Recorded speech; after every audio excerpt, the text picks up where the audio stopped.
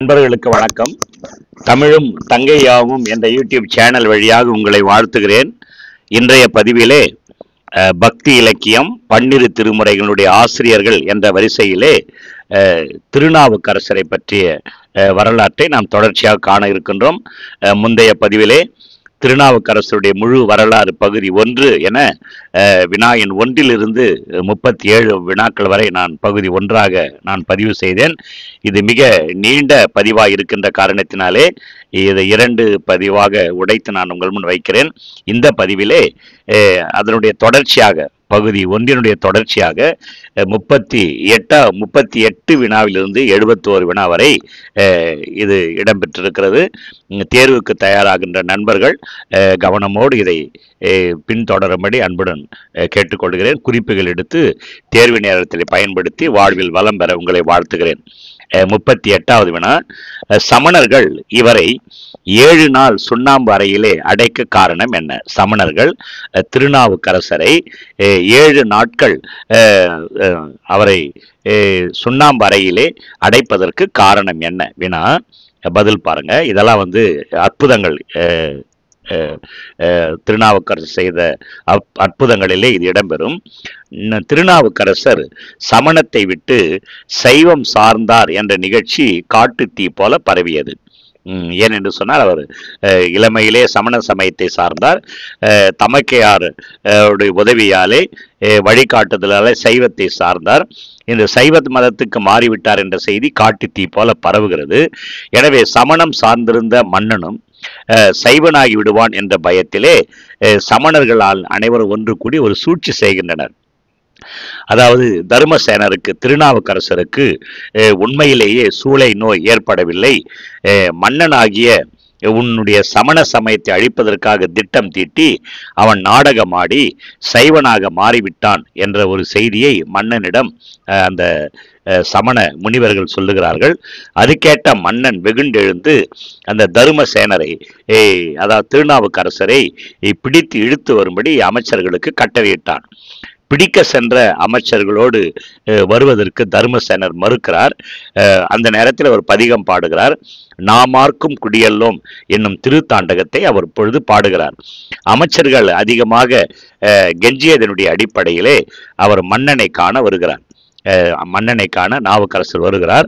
நாவுக்கரசர் வந்த செய்தியை மன்னனுக்கு அறிவிக்க அவனுக்குரிய தண்டனை யாது என்று சமண துறவிகளை மன்னர் கேட்கிறார். உடனே சமண துறவிகள் அனைவரும் இவரை வெம்மை மிகுந்த சுண்ணாம்பறையிலே தள்ளி கதவை பூட்ட வேண்டும் என மன்னனும் அவ்வாறே செய்யும்படி கட்டளையிடுகிறான். 39வது வினா பாருங்க. சுண்ணாம்பு அறையை சுகமான அறையாக மாற்ற ஈசனை வேண்டியது யாது? உடனே சுண்ணாம்பு அறையிலே திருநாவுக்கரசரை போடுகிறார்கள். அந்த இடத்திலே அவர் ஒரு பதிகத்தை பாடுகிறார். அந்த பதிகம் பாடுகின்ற பொழுது அந்த சுண்ணாம்பு அறை சுகமான அறையாக மாறுகிறது. இது ஒரு முக்கியமான வினாக்கள், கேட்கப்படுகின்ற வினாக்கள். மாசில் வீணையும் மாலை மதியமும் வீசு தென்றலும் வீங்கில வேனிலும் மூசு வண்டரை பொய்கையும் போன்றதே ஈசன் எந்தை இணையடி நீழலே என்ற பதிகத்தை பாடுகின்ற பொழுது அந்த சுண்ணாம்பு அறை சுகமான அறையாக மாறுகிறது என்பது வரலாறு.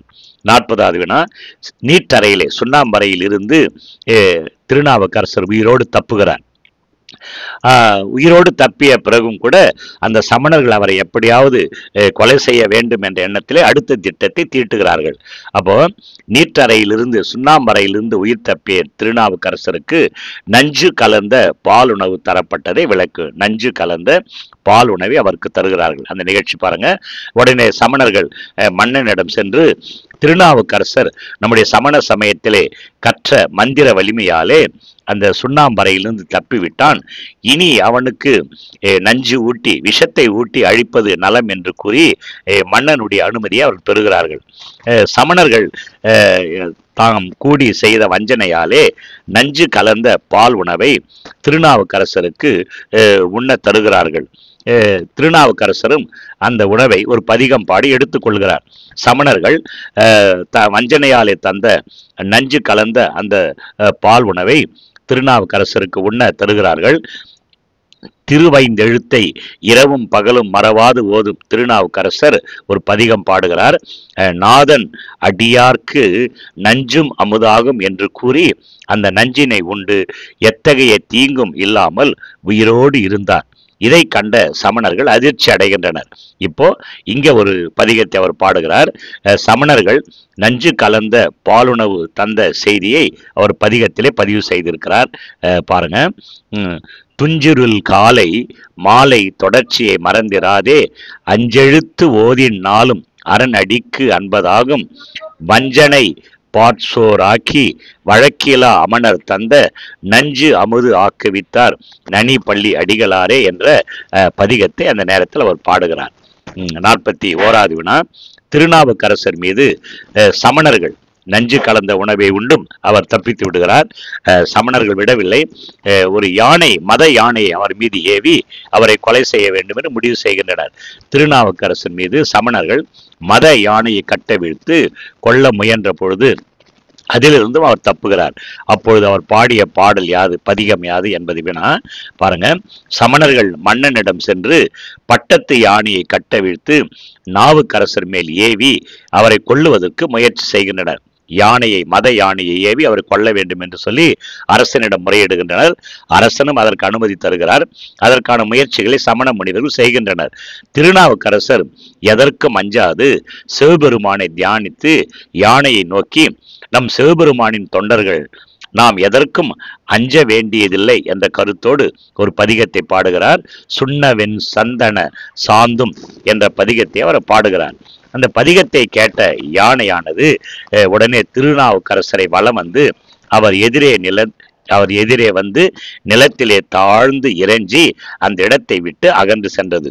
அது மட்டுமல்ல, அந்த யானையானது, மதம் பிடித்த யானையானது உடன் வந்த பாகர்களை கொன்று வீழ்த்தி சமணர்கள் மீது பாய்ந்து அவர்களுக்கு தீராத வியாதியை தந்தது என்பது வரலாறு. 42வது வினா. திருநாவுக்கரசரை உடனே இந்த யானை மிதித்த இந்த நிகழ்ச்சி அவர் தப்பித்து விடுகிறார். உடனே திருநாவுக்கரசரை கருங்கல்லிலே கட்டி கடலிலே தள்ளி அவரை கொலை செய்ய வேண்டும் என்று முடிவு செய்கின்றனர் சமண முனிவர்கள்.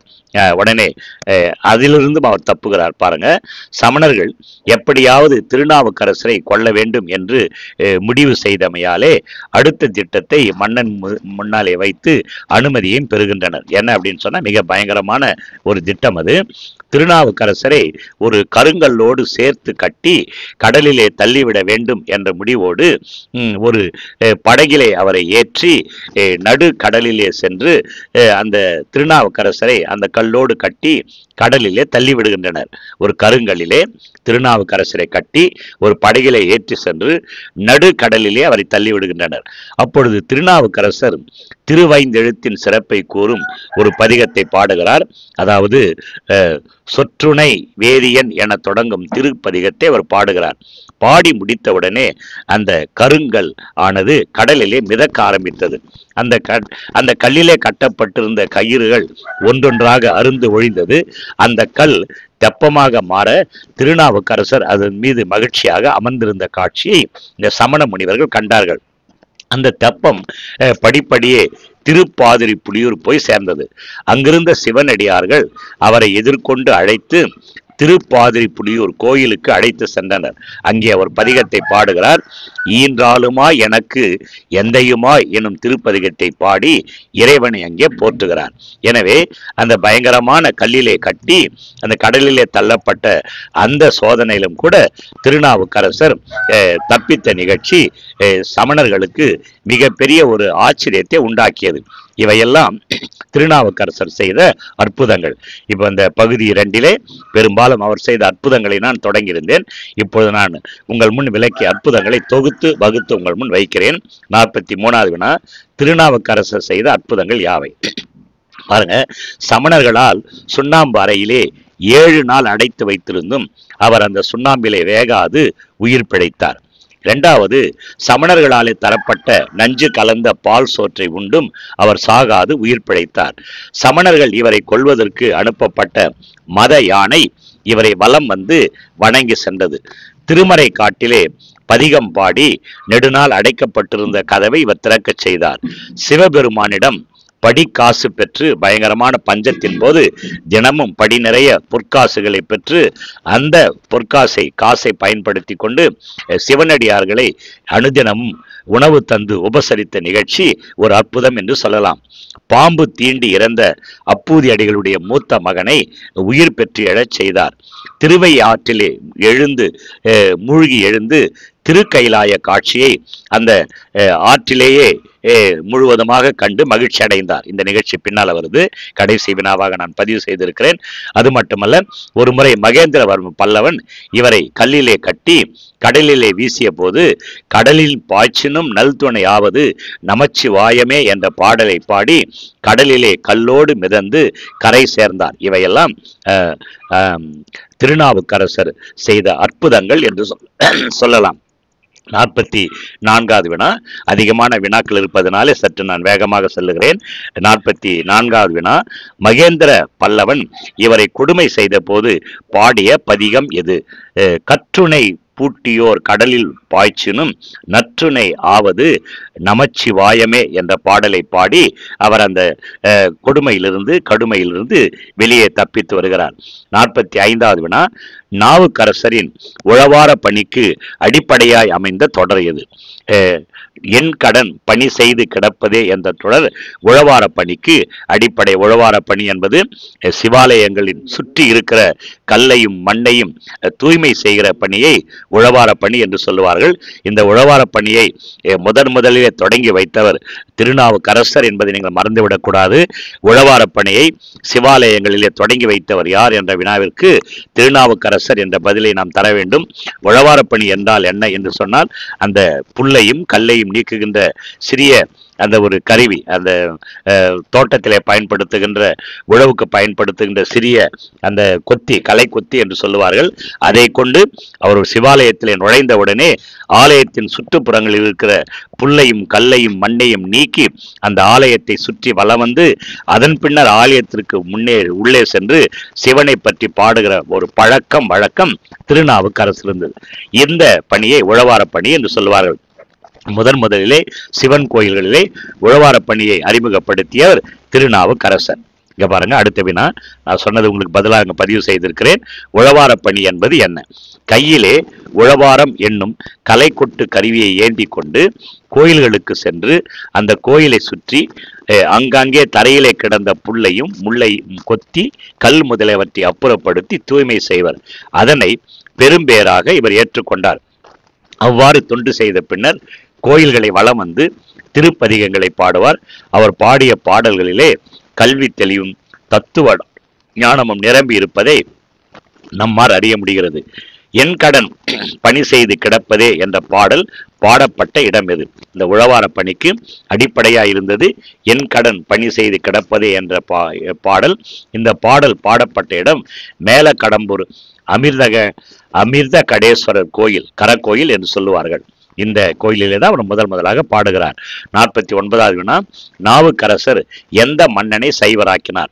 மகேந்திரவர்ம பல்லவனை இவர் சமண மன்னன். இந்த சமண மன்னனை இவர் சைவனாக மாற்றினார். இந்த மகேந்திரவர்ம பல்லவன் தான் இவருக்கு பல துன்பங்களை கொடுத்து இவரை கொல்லுவதற்கு சமணர்களுக்கு உதவியாக இருந்தவர் என்பதை நாம் மறந்துவிடக் கூடாது. எனவே இவர்தான் என்ன அப்படின்னு கேட்டீங்கன்னா, இந்த மகேந்திரவர்ம பல்லவன் பல இன்னல்களை கொடுத்தான். இருந்தாலும் கூட சிவனருளாலே அந்த மகேந்திரவர்ம பல்லவனை சைவனாக மாற்றிய பெருமை நாவுக்கரசருக்கு உண்டு. திருநாவுக்கரசர் பாடிய ஸ்தலங்களிலே முக்கியமானது எது? முக்கியமான ஸ்தலம் மேலக்கடம்பூர் அமிர்த கடேஸ்வரர் கோயில் என்பது மிக முக்கியமான ஸ்தலம் என்று சொல்லலாம். 51வது வினா. திருநாவுக்கரசரை, அதாவது திருநாவுக்கரசர் வயதிலே மூத்த இவரை அப்பரே என்று அழைத்தவர் யார்? திருநாவுக்கரசரை வயதிலே மூத்தவரை அப்பரே, தந்தையே என்று அழைத்தவர் யார்? திருஞான சம்பந்தர். திருஞான சம்பந்தருக்கு வயது 16 வயதிலே இவர் மரித்து விட்டார். 3 வயதிலேயே இவர் பாடத் தொடங்கினார். அம்மையின் பார்வதியின் ஞானப்பால் உண்டு இவர் 3 வயதில வாய்த்திலிருந்து பாட ஆரம்பித்தவர். 3 வயதிலிருந்தே கோயில்கள் தோறும் சென்று இறைவன் மீது பாடல்களை பாடியவர் திருஞான சம்பந்தர். மிகவும் குழந்தை போன்றவர் மூத்த இந்த திருநாவுக்கரசரை முதலில் பார்த்த போது அவர் மனம் நெகிழ்ந்து அப்பரே என்று அழைத்தார். அப்பா, அப்பனே, அப்பரே என்று சொன்னால் அப்பனே, தந்தையே என்று பொருள். அன்று முதல் திருநாவுக்கரசருக்கு அப்பர் என்ற பெயர் உண்டாயிற்று. இதெல்லாம் ஆழமாக பதிவு செய்து கொள்ள வேண்டிய செய்தி. 52வது வினா, திருநாவுக்கரசருக்கு ஆளுடை பிள்ளை என்று பெயர் வர காரணம் என்ன? திருநாவுக்கரசருக்கு ஆளுடை பிள்ளை என்று பெயர் வர காரணம், இறைவனுக்கு ஆட்தொண்டு செய்து உயர்ந்தமையாலே இவர் ஆளுடை அரசு என அழைக்கப்பட்டார், அல்லது ஆளுடை பிள்ளை என்று அழைக்கப்பட்டார். ஆட்தொண்டு என்று சொன்னால் அடிமை என்று பொருள். ஒரு அடிமையை போல இவர் இறைவனுக்கு தொண்டு செய்தார். 53வது வினா, திருநாவுக்கரசர் திங்களூர் வழியாக செல்லும் போது என்ன கண்டார்? திங்களூர் என்ற ஒரு ஊருக்கு அவர் செல்லுகிறார். அப்படி செல்லுகின்ற பொழுது ஒரு ஒரு ஒரு ஒரு ஒரு பொருளை அங்கே காண்கிறார். என்ன பாருங்க, திருநாவுக்கரசர் தண்ணீர் பந்தல் என்ற ஒரு தண்ணீர் பந்தலை அவர் காண்கிறார். ஒரு பந்தல் போட்டு, நம்ம கூட இப்போ இந்த காலத்தில் தண்ணீர் பந்தல் ஆங்காங்கே அமைப்பது உண்டு. யார் அமைப்பார்களோ அந்த அமைத்தவருடைய பெயர் அங்கே இருக்கும். ஆனால் தன்னுடைய பெயரில் இருக்கிற ஒரு தண்ணீர் பந்தலை அவர் காணுகிறார். உடனே என்ன நடக்குது பாருங்க, தண்ணீர் பந்தலை கண்ட நாவுக்கரசர் என்ன வினவினார்? அதை பார்த்து என்ன கேட்கிறார் பாருங்க, இந்த தண்ணீர் பந்தலை இந்த பெயரோடு இங்கு அமைத்தவர் யார் என்று அருகில் இருக்கிறவர்களை பார்த்து கேட்டார். பந்தலை பார்க்கிறார், உடனே கேள்வி கேட்கிறார். அடுத்து பாருங்க, திருநாவுக்கரசர் கேள்விக்கு அங்குள்ளவருடைய பதில் யாது? என்ன பதில் சொல்றாங்க பாருங்க, இந்த தண்ணீர் பந்தல் மட்டுமல்ல, இந்த இடத்தில் அமைந்திருக்கிற அறச்சாலைகள், கிணறு, குளம், இளமர சோலைகள் அனைத்திற்கும் அப்பூதி அடிகள் என்பவர் திருநாவுக்கரசர் பெயரையே வைத்திருக்கிறார் என்று சொல்லி அந்த பகுதியில் இருக்கிற மக்கள் அவருக்கு சொல்லுகிறார்கள். கேள்வி கேட்ட பதிலே மக்கள் சொல்லுகிறார்கள். காரணம், அவர் திருநாவுக்கரசரை தெய்வமாக வழிபடுகின்றவர் என்று அங்கு இருக்கிற மக்கள் திருநாவுக்கரசரிடம் சொல்லுகிறார். உடனே இந்த திருநாவுக்கரசரை இப்படி தெய்வமாக வழிபட்டவர் யார்? திருநாவுக்கரசரை தெய்வமாக வழிபட்டவர் அப்பூதி அடிகள் என்று சொல்லப்படுகிற ஒரு சிவ பக்தர் என்று சொல்லலாம். அடுத்து பாருங்க, யார் இந்த அப்பூதி அடிகள்? இப்படி திருநாவுக்கரசரை தெய்வமாக வழிபட்டு இந்த அளவுக்கு கொண்டாடப்படுகின்ற அந்த அப்பூதி அடிகள் யார்? நம்ம தெரிஞ்சுக்கணும் இல்லைங்களா? இந்த அப்பூதி அடிகள் என்பவர் யார் அப்படின்னு கேட்டீங்கன்னா, திங்களூர் என்ற ஊரிலே அப்பூதி என்று சொல்லப்படுகின்ற ஒரு பிராமணர். இந்த பிராமணர் திருநாவுக்கரசு என்னும் பெயரை மந்திரம் போல போற்றி அவரையே வழிபட்டு வந்தார். தாம் வைத்திருக்கிற அறச்சாலைக்கு திருநாவுக்கரசு அறச்சாலை என்று பெயரிட்டார். தன்னுடைய பிள்ளைகளுக்கு கூட அந்த பெயரையே இவர் திருநாவுக்கரசு பெயரையே இட்டு மகிழ்ந்தார். திருநாவுக்கரசர் வேளாளர் ஆயினும் ஜாதி உயர்வு தாழ்வு பற்றிய எண்ணத்திற்கு சிறிதும் இடம் தராமல் அந்த பிராமணர் இந்த அப்பூதி அடிகளை இடம் தராமல் இந்த அப்பூதி அடிகள் அந்த திருநாவுக்கரசரை தெய்வமாக வழிபட்டார் என்பது இங்கு சிந்திக்க வேண்டிய ஒரு செய்தி என்பதை நாம் உள்வாங்க வேண்டும். 58வது வினா, இந்த அப்பூதி அடிகள் கொஞ்சம் இந்த 58வது வினா, இந்த அப்பூதி அடிகள் இல்லத்திற்கு உடனே திருநாவுக்கரசர் இந்த அப்பூதி அடிகளை தேடி அவருடைய இல்லத்துக்கு செல்லுகிறார். அங்க போய் என்ன பண்றாரு பாருங்க, அப்பூதி அடிகள் இல்லத்திற்கு திருநாவுக்கரசர் சென்று என்ன வினவுகிறார். அவரை பார்க்கிறாரு. செவனடியார்களுடைய தாகம் தீர்க்க நீர் அமைத்த தண்ணீர் பந்தலிலே உம்முடைய பெயரை எழுதாமல் வேறு ஒருவருடைய பெயரை எழுத காரணம் என்ன என்று சொல்லி திருநாவுக்கரசரை பார்த்து, மன்னிக்கவும், அப்பூதி அடிகளை பார்த்து திருநாவுக்கரசர் கேட்கிறார். அதுக்கு அவர் பதில் சொல்றார் பாருங்க. அப்படியே ஷாக் ஆகிறார் திருநாவுக்கரசர். திருநாவுக்கரசரை வேறு ஒருவர் என்று சொன்ன உடனே அப்பூதி அடிகள் அதிகமாக கோபப்படுகிறார். உடனே அவர் என்ன சொல்றார் பாருங்க, சமணர்கள் எவ்வளவோ வஞ்சனைகளை மனதிலே கொண்டு தம்முடைய சிவத்தொண்டின் வழிய சமணருடைய வஞ்சனைகளை எல்லாம் வென்று சிவத்தொண்டின் வழியாக வெற்றி பெற்றவர் இந்த திருநாவுக்கரசர். கல்லை தெப்பமாக மாற்றியவர். இவ்வளவு அற்புதங்களை செய்தவரை அறியாது சிவ வேடத்திலே நிற்கின்ற நீர் யார் என்று சொல்லி அப்பூதி அடிகள் திருநாவுக்கரசரை பார்த்து கேட்கிறார். நீங்க சிவனடியார் வேடத்தில் இருக்கிறீர்கள், சைவத்திற்கு சைவ மதத்தை பரப்புவதற்கு எவ்வளவோ பாடுபட்டு அற்புதங்களை செய்து சைவத்தை நிலைநாட்டிய அந்த திருநாவுக்கரசரை அறியாமல் இருக்கிறீர்களே, எப்பா நீ யாரு அப்படின்னு சொல்லி அப்பூதி அடிகள் கேட்கிறார். உடனே திருநாவுக்கரசர் சொல்றார் பாருங்க, அப்பூதி அடிகள் மனதிலே இருந்த சினத்தில் இருந்த அன்பு உணர்வை கண்டு அப்பர் கூறுவது யாது? அதாவது திருநாவுக்கரசு அப்பர் திருநாவுக்கரசு இல்லைங்களா. புறச்சமயத்திலிருந்து மீளும் பொருட்டு இறைவன் சூளை நோயினால் ஆட்கொண்டான், அதிலிருந்து மீண்டு ஆட்கொண்ட அடியேன் தான் திருநாவுக்கரசர். அடியேன் தான் தன்னை அவர் அங்க அறிமுகப்படுத்துகிறார். மிகப்பெரிய சூளை நோயிலிருந்து மீண்டு சைவத்தை தழுவிய அடியேன் நான் தான் என்று சொல்லி நாவுக்கரசர் அப்புதி அடிகளிடம் தன்னை அறிமுகப்படுத்திக் கொள்கிறார். உடனே மெய் சிலிர்த்து போன அப்புதி அடிகளும் அவருடைய குடும்பத்தாரும் இவருடைய காலிலே விழுந்து ஆசீர்வாதத்தை பெறுகின்றனர். உடனே திருவமுது செய்ய அப்பூதி அடிகளை தன்னுடைய இல்லத்திற்கு அவரை அழைத்து செல்கிறார். பாருங்க 61வது வினா, திருவமுது செய்ய அப்பூதி அடிகள் இல்லம் சென்ற போது நடந்த அதிசயம் என்ன. அங்க போனவனே என்ன நடக்குது பாருங்க. அப்பூதி அடிகள் இல்லத்திலே இருந்து அனைவரும் அவருடைய காலிலே விழுந்து வணங்குகின்றனர். அப்பூதி அடிகளுடைய துணைவியார் திருவமுது சமைப்பதற்காக முற்படுகிறார்கள். அடிகளார் அப்பூதி அடிகள் வாழை இலையை பறிக்க தம்முடைய மூத்த மகனான திருநாவுக்கரசரை தோட்டத்துக்கு அனுப்புகிறார். வாழை இலை பறிக்க சென்ற மூத்த திருநாவுக்கரசனை பாம்பு கடித்து மகன் இறந்து விடுகிறான். திருவமுது எடுக்க வந்த சிவனடியார் அமுது உண்ணுகின்ற நேரத்திலே இந்த விபரீதம் நடந்து விட்டது என்று சொல்லி அவர் உண்ணுவதற்கு எந்த தடையும் நேரக்கூடாது என்று எண்ணி அப்பூதி அடிகள் மகனை உடனடியாக ஒரு பழைய பாயிலே சுருட்டி அவனுடைய பிணத்தை மறைத்து வைத்து திருநாவுக்கரசரை அமுது உண்ண வேண்டுகின்றனர். எவ்வளோ ஒரு சோகமான வேதனையான நிகழ்ச்சி பாருங்க. அதே நேரத்தில் சிவனடியார் மீது அவர் கொண்டிருந்த பக்தி பாருங்க. இறந்து போன மகனை ஒரு பாயிலை சுருட்டி ஒரு ஓரத்திலே வைத்து மறைத்து விட்டு அவரை அமுது உண்பதற்காக வேண்டுகின்றனர். உணவு உண்பதற்கு முன் திருநீர் கொடுக்கின்ற பழக்கம் நாவுக்கரசருக்கு உண்டு. எனவே ஒவ்வொருவருக்கும் திருநீர் கொடுத்த அவர் உங்களுடைய மூத்த மகன் எங்கே என்று அவர் கேட்கிறார். அப்போது அவர் சொல்லுகிறார் அப்பூதி அடிகள், அவன் இங்கே உதவான் என்று அப்பூதி அடிகள் பதில் சொல்லுகிறார்.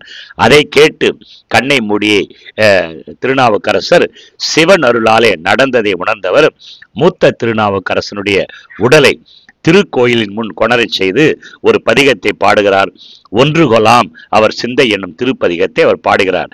பதிகத்தை பாடி முடித்தவுடனே மூத்த திருநாவுக்கரசன் உறக்கம் தெளிந்து எழுந்தவன் போல திருநாவுக்கரசருடைய திருவடிகளிலே வீழ்ந்து அவரை வணங்கி ஆசீர் பெற்றான் என்பது வரலாறு. எனவே மரித்த அந்த அப்பூதி அடிகளுடைய மகன் மூத்த திருநாவுக்கரசரை உயிரோடு எழுப்பிய செய்தி என்பது இதுதான் என்பதை நாம் உள்வாங்க வேண்டும். இது ஒரு விதமான அற்புதம். வினா 62, திருநாவுக்கரசருக்கு சமண சமயத்திலே என்ன பெயர்? திருநாவுக்கரசருக்கு சமண சமயத்திலே தருமசேனர் என்று பெயர். அவருக்கு தருமசேனர் என்று பெயர் அங்கே உண்டு. அடுத்து தாண்டக வேந்தர் என பெயர் வர காரணம் என்ன? தாண்டக வேந்தர் என பெயர் வருவதற்கு காரணம் என்ன? தாண்டகம் என்னும் விருத்தத்தை பாடுவதில் அவர் வல்லவராய் இருந்ததினாலே அவருக்கு தாண்டக வேந்தர் என்று பெயர் ஏற்பட்டது. அடுத்து 64வது வினா, கல்லை சேர்த்து கட்டி கடலில் எரிந்த போது கல்லினை தெப்பமாக கொண்டு கரையேறியவர் யார்? தெப்பமாக கொண்டு கரையேறியவர் திருநாவுக்கரசர். அடுத்து பாருங்க 65வது வினா, சிவனாலே நாவுக்கரசர் சிவனாலே கொஞ்சம் இருங்க.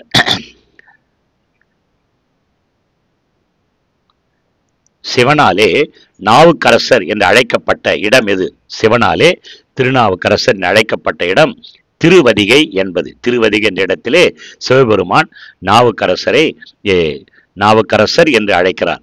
66வது வினா, பெருஞ்சூளையினால் ஆட்கொள்ள அடைந்துய்ந்த எருளும் உணர்வில்லாத சிறுமையேன் யான் என அடிகள், இந்த அடிகள் யாரை குறிப்பால் உணர்த்துகின்றன என்பது நமக்கு வினா.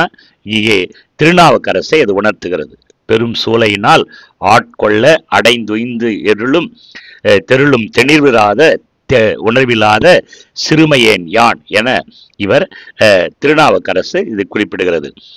67வது வினா, தமிழோடு இசைப்பாடல் மறந்தறியேன் என்று ஒரு கூற்று, ஒரு வரி, இது யாருடைய கூற்று என்பது திருநாவுக்கரசருடைய கூற்று. திருநாவுக்கரசருடைய கூற்று. 68வது வினாக்கு நாம் செல்லலாம். முடிவுக்கு நாம் வந்துவிட்டோம். திருநாவுக்கரசர் படிக்காசு பெற்ற அதிசயத்தை கூறு. படிக்காசு பெற்ற அதிசயத்தை கூறு. திருநாவுக்கரசர் படி நிறைய காசு தினந்தோறும் பெற்ற ஒரு நிகழ்ச்சி. அது எப்படி பாருங்க.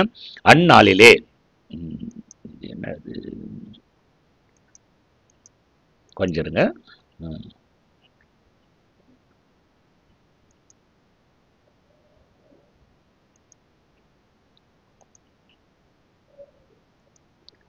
திருநாவுக்கரசர் படிக்காசு பெற்ற அதிசயம். அந்த நாளிலே காவிரி நதியிலே நீர்பெருக்கு இல்லாமை, அதாவது காவிரி நீர் வறண்டு போகிறது. காவிரியிலே தண்ணீர் இல்லாமல் ஒரு விதமான வறட்சி ஏற்படுகிறது. மழை இல்லாமையினாலே பஞ்சம் அதிகமாக ஏற்படுகிறது.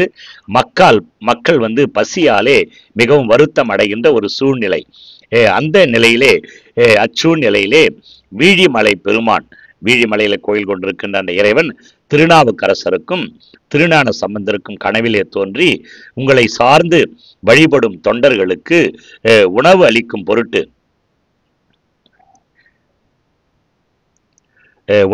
பொருட்டு நாம் உங்கள் இருவருக்கும் தினமும் படிக்காசு தருகிறோம் என்று கூறினார். உடனே அடுத்த என்ன நடக்குது பாருங்க. இதென்ன குறுக்கால வருது. அவ்வாறே இறைவன் விண்ணிழி விதானத்தினுடைய மேற்கு புறத்திலே பீடத்திலே நாள்தோறும் ஒரு படிக்காசு வைத்தருளினார். இந்த படிக்காசை எடுத்து 2 பெருமக்களும் நாள்தோறும் உணவுப் பொருட்களை வாங்கி திருவமுது சமைப்பித்து பறைசாற்றி அடியார்களை ஒன்று கூட்டி அமுது செய்வித்து அடியார்களுடைய பசி துன்பத்தை போக்கி அருளினார்கள். சில நாட்களிலே மழை பெய்து பஞ்சம் நீங்கியது என்பது வரலாறு.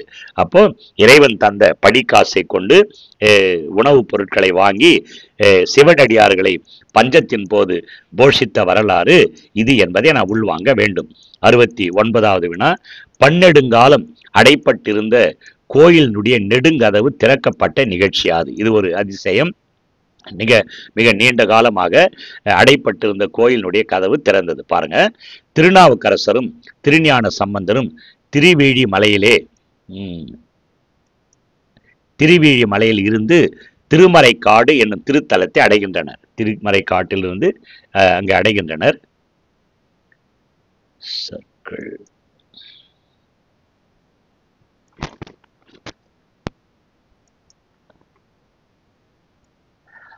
அந்த ஊரில் இருந்த திருக்கோயிலுடைய கதவு நீண்ட நாட்களாக திறக்கப்படாமல் இருந்தது.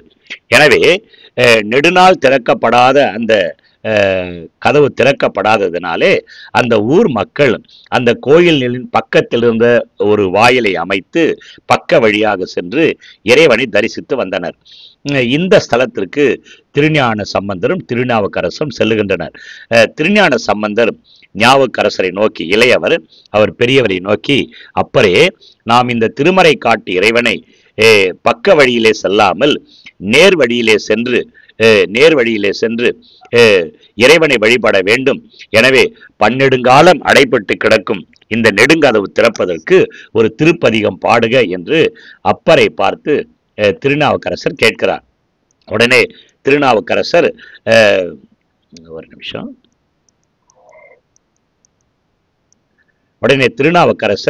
பன்னினேர் மொழியால் உமை பங்கரோ என்னும் ஒரு திருப்பதிகத்தை பாடுகிறார். இந்த பதிகத்தினுடைய இறுதி பாட்டு தொடங்குகின்ற வரை அடைப்பட்டிருந்த திருக்கதவு திறக்கப்படவில்லை. ஆனால் பதிகத்தினுடைய இறுதி பாடல் பாடுகின்ற பொழுது, அதாவது இரக்கம் ஒன்றிலீர் எம்பெருமானீரே சரக்க இக்கதவும் திறம் இம்மீனே என பாடி அந்த அடிகள் பாடப்பட்டவுடனே இறைவனுடைய திருவருளாலே திருக்கதவு திறக்கப்பட்டது. இரு பெருமக்களும் தரையிலே விழுந்து இறைஞ்சி நேர்முக வழியாக கோயிலின் உள்ளே சென்று திருமறை காட்டு இறைவனை வழிபட்டனர். உடனே அப்பர் பிள்ளையாரை நோக்கி சொல்லுகிறார், இறைவன் திருவருளாலே இந்த கதவு இப்படி நாள்தோறும் திறக்கப்பட்டு மாலை நேரத்திலே அடைக்கப்பெறுகின்ற நிலை வருமாறு நீர் ஒரு பதிகம் பாடுக என வேண்டினார். உடனே பிள்ளையார் திருஞான சம்பந்தர் சதுரம் மறை என்னும் தொடங்குகின்ற ஒரு பதிகத்தை பாடினார். திருக்கதவு அடைக்கப்பட்டது. அன்று முதல் அந்த திருக்கதவு காலையிலே திறப்பதும் மாலையிலே அடைத்தலுமாக இயங்க ஆரம்பித்தது. இது ஒரு மிகப்பெரிய அற்புதமாக இந்த நாவுக்கரசர் வரலாற்றிலே பதிவு செய்யப்பட்டிருக்கிறது. 71வது வினா. திருநாவுக்கரசருடைய கைலாய யாத்திரையை பற்றி விளக்குக. பாருங்க, வடதிசையிலே திருக்கைலாய மலையிலே வீற்றிருக்கும் சிவபெருமானுடைய திருக்கோலத்தை கண்டு வழிபட வேண்டும் என்ற விருப்பம் திருநாவுக்கரசருக்கு அடிமனதிலே உண்டாயிற்று. எனவே அவர் கைலாயம் நோய்க்கு புறப்படுகிறார். மலை, காடு, ஆறு, நாடு என பல இடங்களை அவர் கடந்து செல்கிறார். அது மட்டுமல்ல, வழியிலே தெலுங்கு, கன்னட நாடுகளை கடந்து மாலவ தேசம், இலாடம், பைதிரியம் ஆகிய தேசங்களை கடந்து கங்கையாறு பாய்கின்ற காசியை அவர் வந்து அடைகிறார். கொஞ்சம் இருங்க. அங்கே மனிதர்கள் சென்று இராத வானுயர ஓங்கிய காடுகளிலும் இலை, கிழங்கு, கனி முதலியவற்றை உண்பதை தவிர்த்து விரதம் இருந்து இரவு பகலாக இடைவிடாது அந்த கைலாயத்தை நோக்கி அவர் நடந்து செல்கிறார். எனவே அவருடைய பாதங்கள் தேய்ந்து போன. இருப்பினும் கைலை மலையில் இருக்கிற பெருமானை காண வேண்டும் என்ற ஆர்வத்தாலே கால்கள் தேய்ந்துவிட்ட பலம் இழந்த அந்த சூழ்நிலையிலே 2 கைகளையும் ஆதரவாக கொண்டு தாவி தாவி சென்றார். என்ன ஒரு கொடூரமான நிகழ்ச்சி பாருங்க. அந்த நிலையிலே கைகளுடைய மணிக்கட்டுகள் சிதைய ஆரம்பித்தன. கால்கள் போயிடுச்சு. கால்கள் போன காரணத்தினாலே கைகளை கொண்டு ஊன்றி ஊன்றி தாவி தாவி கைலாயத்தை நோக்கி அவர் நகர்ந்து செல்கிறார். அப்படி கைகளை ஊன்றி செல்லுகின்ற பொழுது மணிக்கட்டுகள் சிதைந்து போயின. இருப்பினும் ஆர்வம் மிகுதியாலே அந்த கற்கள் நிரம்பிய அந்த வழியிலே மார்பினாலே நகர்ந்து நகர்ந்து சென்றார். தரையில குப்புற படுத்துக்கொண்டு மார்பினாலே நகர்ந்து சென்றார். இதனாலே மார்பு எலும்புகள் நொறுங்கி மார்பு தசை சிதைந்து போய் மோசமான ஒரு சூழ்நிலைக்கு தள்ளப்பட்டார். தொடர்ந்து அவராலே அந்த கைலாயத்தை நோக்கி முன்னேற முடியாமல் உடலாலே புரண்டு புரண்டு சென்றார். அதுவும் இயலாமல் போகவே உடலில் இருக்கிற சக்தி அனைத்தும், பாதங்கள் போய்விட்டது, மணிக்கட்டு போய்விட்டது, நெஞ்சு எலும்புகள் நொறுங்கி விட்டன, உடலில் இருக்கிற சக்தியெல்லாம் அழிந்து விட்ட சூழ்நிலையிலே அவர் உடலாலே புரண்டு புரண்டு செல்கிறார். அதுவும் இயலாமல் போகவே திருக்கையிலையை காண வேண்டும் என்ற ஆவலிலே செயலற்று அவர் அங்கேயே வீழ்ந்து கிடந்தார். எவ்வளவு ஒரு கைலாயத்தை பார்க்க வேண்டும் என்ற வெறி உணர்ச்சி மட்டுமல்ல, அந்த பக்தி வெறியை நாம் இந்த இடத்துல நாம் உள்வாங்க வேண்டும். அவர் பின்தொடர்ந்து முன்னேற முடியாமல் உடலாலே புரண்டு புரண்டு சென்றார். இயலாமல் போகவே ஒரு இடத்திலே அவர் விழுந்து விடுகிறார். இந்த பரிதாபமான சூழ்நிலையிலே சிவபெருமான் அந்த இடத்துல ஒரு தடாகத்தை உண்டாக்கி ஒரு முனிவர் வடிவத்தோடு அவர் முன்னே வந்து நின்றார். வந்த முனிவர் திருநாவுக்கரசரை பார்த்து, உடல் முழுவதும் சிதைந்து இந்த கொடிய காட்டிலே எதற்காக இவ்வளவு தூரம் நீர் வந்தீர் என்று வினவுகிறார். கைலாய மலையிலே எழுந்தருளி இருக்கும் அம்மையப்பனை காண மிக பெரு விருப்பத்தோடு நான் வந்தேன் என்று திருநாவுக்கரசர் பதிலளிக்கிறார். உடனே முனிவர் சொல்லுகிறார், அது அவ்வளவு எளிதன்று. தேவர்களாலும் அணுகுவதற்கு அரிய வெம்மை மிகுந்த இந்த கைலை மலை உம்மால் அடைய முடியாது. இங்கிருந்து நீர் திரும்பி செல்லுவதே நல்லது என்று சொல்லுகிறார். ஆனால் நாவுக்கரசர் சொல்லுகிறார், திருக்கையிலையிலே வீற்றிருக்கும் அம்மையப்பனுடைய திருக்கோலத்தை காணாது இந்த அழிகின்ற உடம்போடு நான் வீடு திரும்பேன் என்று சபதம் போடுகிறார். ஒரு வெறித்தனமான உணர்ச்சியோடு அவர் கருத்தை பதிவு செய்கிறார். அந்த நிலையிலே முனிவராய் வந்த சிவபெருமான் ஒரு அற்புதத்தை செய்கிறார் பாருங்க. முனிவராய் வந்த சிவபெருமான் ஓங்கு திருநாவுக்கரசனே, முனிவராய் வந்த சிவபெருமான் ஓங்கு திருநாவுக்கரசனே எழுந்திரும், அதாவது தளர்ந்து ஒடுங்கி நடுங்கி விழுந்து கிடந்த அந்த திருநாவுக்கரசரை பார்த்து ஓங்கு திருநாவுக்கரசனே எழுந்திரு என்று கூறி விண்ணிலே சென்று மறைந்து விட்டார் முனிவர்.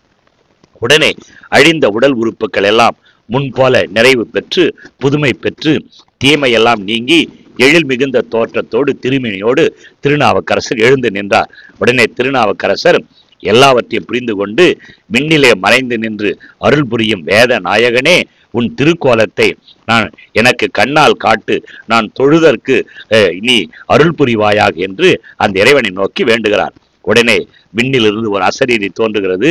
நீர் இந்த பொய்கையிலே மூழ்கி, உன் எதிரே இருக்கிற பொய்கையிலே மூழ்கி எழும்போது கைலாயத்தில் இருக்கிற காட்சியை இந்த திருவையாற்றிலே நீ கண்டு மகிழ்வா என்று அசரீரி வானத்திலிருந்து தோன்றுகிறது. உடனே அவ்வாறே பொய்கையிலே மூழ்கி அந்த கைலாய காட்சியை கண்டு மகிழ்ந்தார் என்பது வரலாறு. இதுதான் ஒரு நீண்ட வரலாறு, நான் சுருக்கமாக உங்கள் முன் வைத்திருக்கிறேன். இவ்வாறு இந்த கைலாய காட்சியை கண்டு மகிழ்ந்தவர் திருநாவுக்கரசர். கடைசினா திருநாவுக்கரசர் முக்தி அடைந்தது எவ்வாறு? திருத்தலங்கள் தோறும் இறைவனை வழிபட்டு இறுதியிலே இமயம் வரை சென்று திரும்பி திருப்புகலூரிலே அவர் முக்தி அடைந்தார் என்பது வரலாறு. ஒரு மிகப்பெரிய வரலாற்று செய்தியை, வரலாற்று பதிவை நான் 2 பதிவாக உங்கள் முன் கொடுத்திருக்கிறேன். நான் இதை ஒரே பதிவாக தான் பதிவு செய்து வலைத்தளத்தில் ஏற்றுகின்ற பொழுது அது ஏறாமல் 2-3 நாட்களுக்கு எனக்கு தொல்லை கொடுத்த காரணத்தினாலே 2 பதிவுகளாக அதை உடைத்து போட வேண்டிய ஒரு சூழ்நிலை. எனவே மிக நீண்ட பதிவு. இந்த 2 பகுதிகளையும் நீங்கள் ஒரு சேர படித்தால்தான், உள்வாங்கினால்தான் இந்த திருநாவுக்கரசருடைய வரலாற்றை நீங்கள் உள்வாங்க முடியும். தேர்வு நேரத்திலே இதை பயன்படுத்தி வாழ்வில் வளம் பெற உங்களை நான் வாழ்த்துகிறேன். திருநாவுக்கரசருடைய முழு வரலாறு இந்த பதிவு உங்களுக்கு பயனுள்ளதாக இருக்கும் என்று நீங்கள் எண்ணினால் நண்பர்களுக்கு ஷேர் செய்யுங்கள். கமெண்ட் பாக்ஸிலே உங்களுடைய கருத்துக்களை பதிவு செய்யுங்கள். தமிழும் தங்கையாவும் என்ற இந்த சேனலை சப்ஸ்கிரைப் செய்யுங்கள். தொடர்ந்து நான் உங்களுக்கு பாடங்களை அனுப்புவதற்கு வசதியாக இருக்கும். மற்றொரு சிந்தனையோடு பாடத்தோடு மீண்டும் சந்திப்போம். நன்றி, வணக்கம், வாழ்க வளம்.